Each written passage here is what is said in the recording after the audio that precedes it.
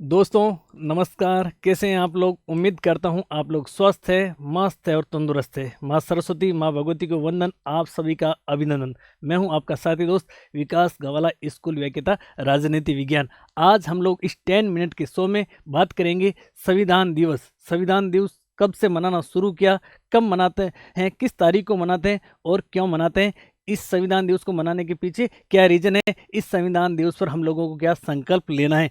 आने वाले सभी अपकमिंग एग्जाम में आप लोगों के लिए ये सेशन अति उपयोगी होगा और साथ साथ में आप लोगों के लिए शॉर्ट नोट्स भी बन जाए। जो भी तमाम प्रतियोगी योद्धा, और मैं तो यूं कहूंगा कि भारत का जो भी सक्रिय नागरिक है, जागरूक नागरिक है, उसको संविधान दिवस के बारे में पूरी जानकारी होनी चाहिए। प्यारे दोस्तों, आप लोगों की जानकारी के लिए मैं बता दूं कि संविधान किसे कहा जाता है। सबसे पहले हम लोग बात करें संविधान किसे कहा जाता है, तो संविधान नियमों और कानूनों का ऐसा संग्रह है, नियमों और कानूनों का ऐसा संग्रह जिसके द्वारा किसी देश की शासन व्यवस्था को संचालित किया जाता है। साथियों, ध्यान रखना, संविधान किसी देश का सबसे बड़ा वैधानिक दस्तावेज होता है, यानी कि सबसे बड़ी विधि होती है। संविधान में देश के नागरिकों की आशा, अपेक्षा, उम्मीदें और आकांक्षाओं को प्रतिबिंबित किया गया है।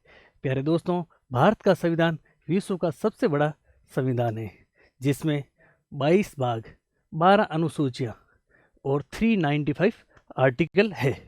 अब हम लोग बात करेंगे कि 26 नवंबर का दिन क्यों महत्वपूर्ण है। इस दिन हम लोग संविधान दिवस मनाते हैं, उसके पीछे क्या रीजन है। सबसे पहले प्यारे साथियों, मैं आपको बता दूं कि 26 नवंबर 1949 को भारतीय संविधान को अंगीकृत, अधिनियमित और आत्मनिर्मित किया गया, यानी कि अपनाया गया था। इस तिथि को विशेष यादगार बनाने के लिए और भारतीय संविधान के जनक डॉक्टर BR अम्बेडकर के आदर्शों को, उनके सिद्धांतों को, उनके मूल्यों को, उनके विजन को प्रसार करने के लिए, यानी कि आम लोगों में देशभक्ति की भावना जागृत हो, संविधान के प्रति निष्ठा बने, लोगों को अपने अधिकारों और कर्तव्यों की जानकारी हो, इस कारण के से संविधान दिवस मनाया जाता है। संविधान दिवस के प्रारंभ की बात करें कि कब से संविधान दिवस मनाना शुरू किया। क्या 26 नवंबर 1949 से संविधान दिवस मनाना शुरू किया? प्यारे दोस्तों, नहीं किया। 26 नवंबर 2015 से प्रति वर्ष संविधान दिवस मनाया जाता है। आप लोगों के लिए एक प्रश्न छोड़ रहा हूं कि 2024 में कौन सा संविधान दिवस मनाया जाएगा। अब प्यारे साथियों, 26 नवंबर 1949 को संविधान को अंगीकृत, अधिनियमित और आत्मनिर्मित किया, उसके पीछे की संपूर्ण पृष्ठभूमि मैं आप लोगों के साथ में साझा कर रहा हूं। प्यारे साथियों, ये आप लोगों के सामने शॉर्ट्स नोट्स है। आज हम लोग बात करेंगे 1934 से लेकर के 26 नवंबर 1949, यानी कि 1934 से 1949 तक का सफर केवल और केवल 10 मिनट के अंदर हम लोग तय करेंगे। जो भी प्रतियोगी साथी जुड़ा है उसको अंतिम क्षण तक बने रहना है। सबसे पहले हम लोग बात करें कि भारतीय संविधान सभा की ऐतिहासिक पृष्ठभूमि। तो प्यारे साथियों, ध्यान रखना, 1934 की बात है। 1934 में MN रॉय साहब ने सबसे पहले संविधान की सभा की औपचारिक मांग की थी। संविधान सभा और संविधान सभा की औपचारिक मांग, औपचारिक मांग और औपचारिक मांग किसने की थी? तो 1934 में की थी मेरे साथियों MN रॉय ने। कुछ फैक्ट मैं आप लोगों को लिखूंगा, अधिकतर फैक्ट मैं आप लोगों को बोल करके आप लोगों से साझा करूंगा। आप लोग एक नोटबुक लीजिए साथ में और उन फैक्ट को लिख लीजिए, क्योंकि संविधान सभा की ऐतिहासिक पृष्ठभूमि केवल और केवल आप 10 मिनट में समझने लग जाएंगे। प्यारे साथियों, 1934 में संविधान सभा की औपचारिक मांग की सबसे पहले MN रॉय ने। अब आप लोगों के मन में आ रहा है कि सर, हमने तो पढ़ा कि 1895 में बाल गंगाधर तिलक, इन्होंने संविधान सभा की मांग की थी।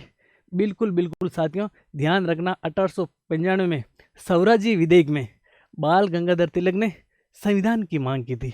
संविधान सभा के आदर्श सिद्धांत या फिर अपन कह सकें कि दर्शन की मांग की थी, प्रत्यक्ष रूप से संविधान सभा की मांग नहीं की थी। ध्यान रखना, 1922 में गांधी जी ने यह कहा था कि संविधान भारतीयों की इच्छा अनुसार बनेगा, संविधान का निर्माण भारतीय करेंगे, भारतीय अपनी इच्छा अनुसार करेंगे। उसके बाद में 1934 में सर्वप्रथम औपचारिक रूप से मांग करने वाले कौन थे? MN रॉय थे। समय आगे बढ़ा और प्यारे साथियों, समय आता 1938 का। 1938-39 में पंडित नेहरू और कांग्रेस ने भी संविधान सभा की मांग की थी। उसके बाद में आपके महत्वपूर्ण फैक्ट आता है आपके 1942 में प्यारे साथियों क्रिप्स मिशन आया था। कौन सा मिशन आया था? Cripps mission. और इस क्रिप्स मिशन ने संविधान सभा की मांग को स्पष्ट स्वीकार किया था। सीधा प्रश्न आएगा कि संविधान सभा की मांग को सर्वप्रथम ब्रिटिश सरकार ने किस मिशन के तहत स्वीकार किया था? तो ध्यान रखना 1942 में क्रिप्स मिशन, और क्रिप्स मिशन ने स्पष्ट रूप से संविधान सभा की मांग को स्वीकार किया था। ध्यान रखना। समय आगे बढ़ता है और समय आता है आपके 1946 में एक मिशन आता है जिसका नाम है प्यारे साथियों कैबिनेट मिशन। कौन सा मिशन आता?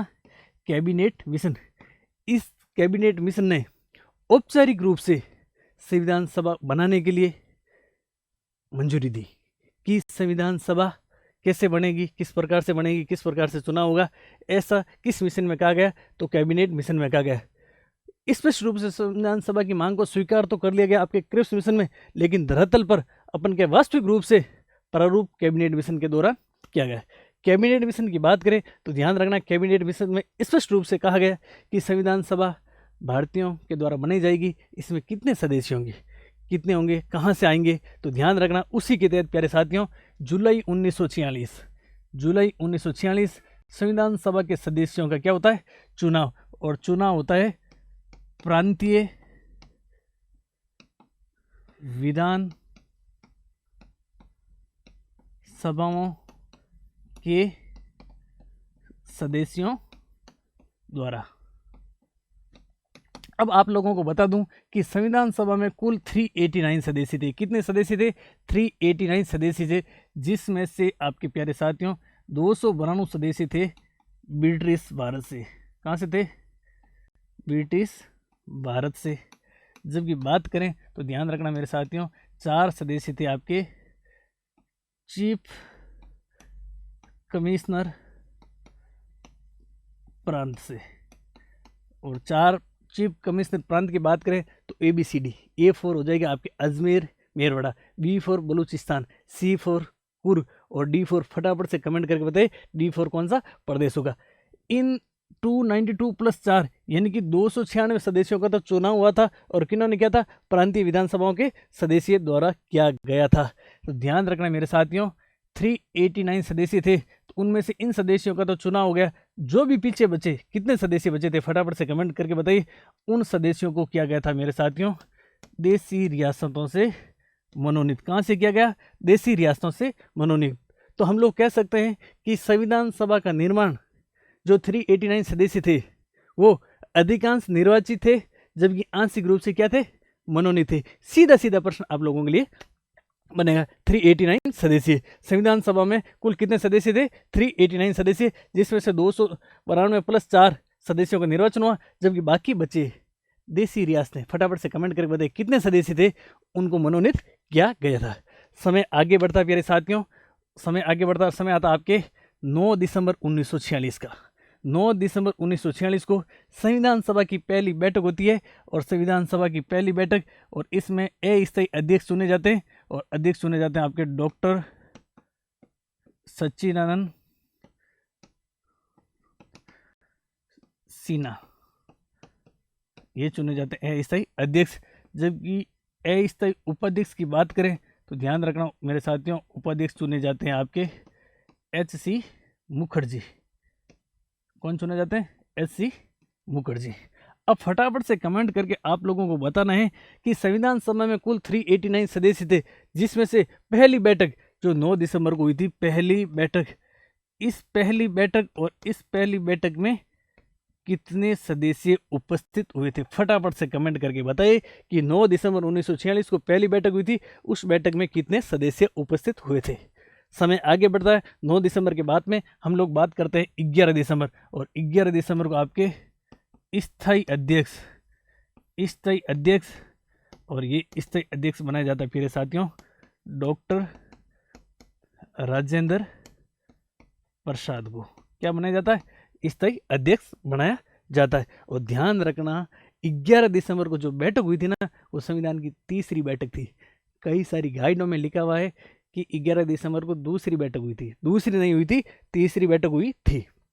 आगे बढ़ते हैं प्यारे साथियों। 13 दिसंबर 1946 को पंडित नेहरू यानी पंडित जवाहरलाल नेहरू ने एक उद्देशीय प्रस्ताव पेश किया। क्या क्या था? उद्देशीय प्रस्ताव। और इस उद्देशीय प्रस्ताव में प्यारे साथियों 8 उद्देश्य थे। कितने उद्देश्य थे?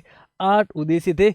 और 13 दिसंबर 1946 को पंडित जवाहरलाल नेहरू ने जो उद्देशीय प्रस्ताव पेश किया वही वर्तमान समय में प्रस्तावना की आधारशिला है, हम लोग कह सकते हैं, वही नींव है।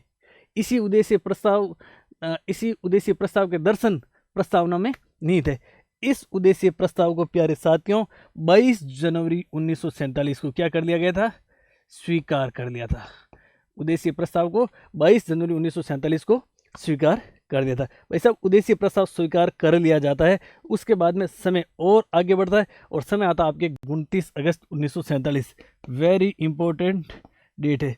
इस दिन प्रारूप समिति, और इस प्रारूप समिति का किया जाता है गठन, जिसे हम लोग ड्राफ्टिंग कमेटी भी कह सकते हैं, पांडुलेखन समिति भी कह सकते हैं। 29 अगस्त 1947 को डॉक्टर BR अम्बेडकर की अध्यक्षता में प्रारूप समिति का गठन किया जाता है, यानी कि संविधान के प्रारूप पर चर्चा करने के लिए प्रारूप समिति का गठन किया जाता है। इस समिति में अम्बेडकर सहित 7 सदस्य थे। फटाफट से आप लोगों को कमेंट करके बताना है कि वो अम्बेडकर सहित 7 सदस्य कौन कौन थे। और ध्यान रखना प्यारे साथियों, इसके जस्ट एक दिन बाद 30 अगस्त और 30 अगस्त को अम्बेडकर साहब को प्रारूप समिति का अध्यक्ष बनाया जाता है। आप लोग भली बात जानते हैं कि भारतीय संविधान के जनक और जननी किसे कहा जाता है? डॉक्टर BR अम्बेडकर साहब को कहा जाता है। और अम्बेडकर साहब निर्विरोध निर्वाचित हुए थे। ध्यान रखना प्यारे साथियों, प्रारूप समिति के अध्यक्ष अम्बेडकर साहब जो कि निर्विरोध निर्वाचित हुए थे। प्यारे साथियों, उसके बाद 29 अगस्त 1947 से लेकर के बात करते हैं हम लोग 26 नवंबर 1949, जिस दिन भारतीय संविधान सभा ने संविधान को अंगीकृत, अधिनियमित और आत्मनिर्मित किया गया है। भारतीय संविधान की प्रस्तावना में साफ साफ शब्दों में लिखा हुआ है कि 26 नवंबर 1949 को भारतीय संविधान को अंगीकृत, अधिनियमित और आत्मनिर्मित किया गया है। आप लोगों के सामने मैं एक प्रश्न छोड़ रहा हूँ। आप लोगों के सामने प्रश्न ये है कि भारतीय संविधान में जो वर्तमान में प्रस्तावना है, वो प्रस्तावना कब लागू हुई थी? भारतीय संविधान की प्रस्तावना कब लागू हुई थी? प्रस्तावना का दर्शन मैंने आप लोगों को बताया कि जवाहरलाल नेहरू ने 13 दिसंबर 1946 को जो उद्देशीय प्रस्ताव प्रस्तुत किया था उसमें निहित है, वो कब लागू हुई थी। प्यारे साथियों, 26 नवंबर 1949 को संविधान अंगीकृत, अधिनियमित, आत्मनिर्मित किया। उसके जस्ट 2 महीने बाद यानी कि 26 जनवरी 1950 को भारतीय संविधान लागू हुआ, यानी कि एग्जीक्यूट हुआ। लागू कब हुआ? 26 जनवरी 1950 को। अब बात करें संविधान सभा की पहली बैठक कब हुई थी, तो आप लोगों को पता है कि 9 दिसंबर 1946 को पहली बैठक हुई थी। आप लोगों को बता दें कि अंतिम बैठक कब हुई थी। अंतिम बैठक, तो प्यारे साथियों ध्यान रखना, अंतिम बैठक हुई थी आपके 24 जनवरी 1950 को भारतीय संविधान सभा की अंतिम बैठक हुई थी। अब हम लोग बात करें, यहाँ से एक पर्सन सीधा सीधा आने की संभावना है, इस पर आप 7 स्टार लगा लीजिए कि 26 नवंबर 1949 को जब संविधान को एडॉप्ट किया गया, यानी कि अंगीकृत किया गया, अपनाया गया, उस समय कितने अनुच्छेद लागू हुए थे? तो उस दिन प्यारे साथियों 16 अनुच्छेद लागू हुए थे। कितने अनुच्छेद? 16 अनुच्छेद। और उन अनुच्छेदों की बात करें तो आर्टिकल संख्या 5, 6, 7, 8, 9, 60, 324, 366, 367, 379, 380, 388, 391, 392, 393 और 394। अब आप लोगों के सामने मैं आप लोगों के सामने प्रश्न छोड़ रहा हूँ। प्रश्न तो क्या छोड़ रहा हूँ, मैं आप लोगों को बता देता हूँ कि संविधान सभा में प्रारंभिक सदस्यों की बात करें तो 389 सदस्य थे, जिनका अधिकांश निर्वाचन हुआ था, जबकि आंशिक रूप से मनोनीत हुए थे। जब भारत पाकिस्तान का विभाजन हुआ था उस समय संविधान सभा में कितने सदस्य बचे थे? तो ध्यान रखना मेरे साथियों, 299। कितने सदस्य बचे थे? 299। 299 सदस्य बचे थे। भारत पाकिस्तान का विभाजन हुआ था। उसके बाद में हम लोग बात करें कि संविधान पर जब अंतिम रूप से हस्ताक्षर किए गए, बात करें 24 जनवरी 1950 को, तो उस समय कितने सदस्य थे? ध्यान रखना, 284 सदस्य थे, उन्होंने साइन किए थे संविधान सभा की अंतिम बैठक में संविधान की प्रतियों पर। अब आप लोगों की जानकारी के लिए दो मैं महापुरुषों की बात करूं या दो ऐसे व्यक्तित्वों की बात करूं जो संविधान सभा के सदस्य नहीं थे। एक आपके महात्मा गांधी जी जो संविधान सभा के सदस्य नहीं थे, एक मोहम्मद अली जिन्ना जो संविधान सभा के सदस्य नहीं थे। आप लोगों की जानकारी के लिए एक चीज़ मैं और बता दूं कि संविधान सभा के सलाहकार, विधिक सलाहकार कौन थे? तो आपके BN राव साहब थे।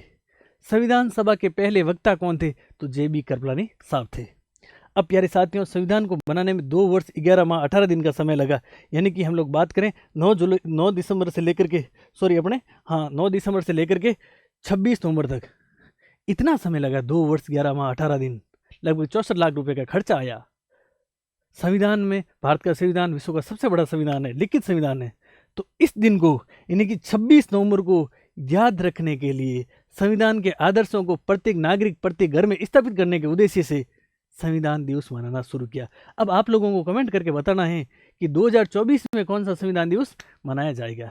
प्यारे साथियों, अगर आप भी भारत के सच्चे नागरिक हैं तो संविधान दिवस में संविधान के उद्देश्यों, संविधान के आदर्शों, संविधान के मूल्य, संविधान के सिद्धांतों को दिल में रखना, दिल में संजो कर रखना अति आवश्यक है। और प्यारे साथियों, एक चीज़ मैं आप लोगों को और बता दूं कि अगर आपको अधिकार चाहिए तो संविधान को आपको जानना ही पड़ेगा। और साथ साथ में एक चीज़ का और ध्यान रखना, अधिकारों के साथ साथ में आपको मूल कर्तव्यों का भी ध्यान होना अति आवश्यक है, क्योंकि अधिकार और मूल कर्तव्य एक दूसरे से क्या रखते हैं? घनिष्ठ संबंध रखते हैं। तो प्यारे साथियों, आई होप ये सेशन आप लोगों को पसंद आया होगा। अगर आप लोगों को अच्छा लगा तो इस सेशन को शेयर जरूर करें, जिससे कि गांव ढाणी के अंतिम छोर पर बैठे प्रतियोगी योद्धा के पास में, और मैं तो इतना कहूँगा कि एक भारत के सच्चे नागरिक, सक्रिय नागरिक के पास में ये सेशन जाएगा, वो भी संविधान के आदर्शों के बारे में, मूल्यों के बारे में, निहित सिद्धांतों के बारे में जानकारी रखेगा। एक देशभक्ति की भावना आएगी, क्योंकि संविधान सबसे बड़ी विधि है। तो अगर आप लोग चैनल पर पहली बार जुड़े हैं, पहली बार विजिट किया, तो इसको लाइक, शेयर, सब्सक्राइब जरूर करें, बेल आइकन जरूर दबाएं, जिससे कि आगे वाला वीडियो जो ही आएगा सबसे पहले आपके पास में नोटिफिकेशन आ जाएगा। धन्यवाद साथियों, जय हिंद, जय संविधान।